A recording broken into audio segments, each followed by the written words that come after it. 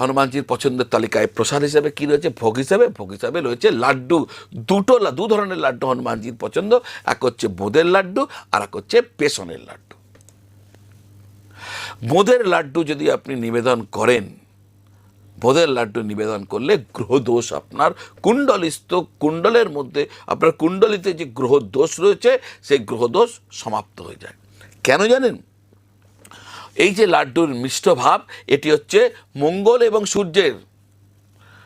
লাড্ডুর মিষ্ট ভাব মঙ্গল এবং সূর্যের।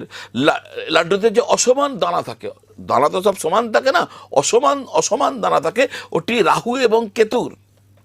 লাড্ডুর যে সুগন্ধ সেটি চন্দ্র ও শুক্রের। আর লাড্ডুর যে হলদে রং সেটা হচ্ছে বৃহস্পতির। তো সব গ্রহ ব্যালেন্স হয়ে যায় হনুমানজিকে লাড্ডু দান করলে। হয়তো এই তথ্য আপনাদের কাছে অনেকেই জানেন, হয়তো অনেকে